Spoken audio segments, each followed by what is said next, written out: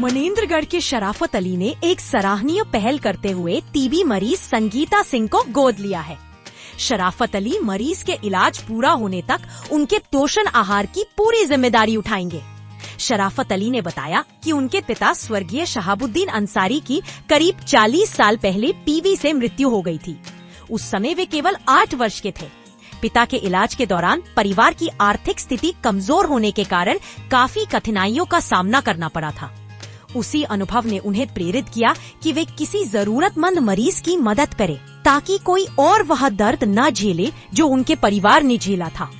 भारत सरकार द्वारा टीबी उन्मूलन के लिए निक्षय मित्र अभियान चलाया जा रहा है।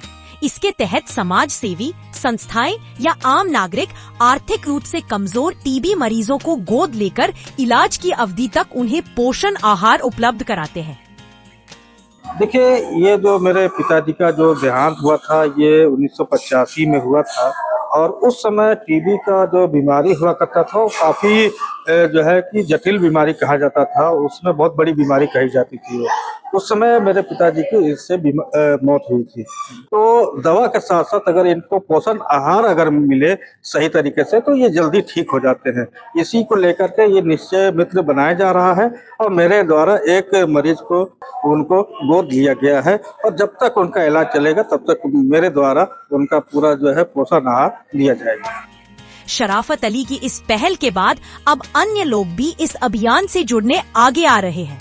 CMHO डॉक्टर अविनाश खरे ने जानकारी दी कि मनेंद्रगढ़, चिरमिरी, भरतपुर जिले में कुल 274 टीबी मरीज हैं, जिनमें से अकेले मनेंद्रगढ़ ब्लॉक में 126 मरीज हैं। इनमें कई मरीज ऐसे हैं जो आर्थिक रूप से कमजोर है और उचित पोषण नहीं ले पाते।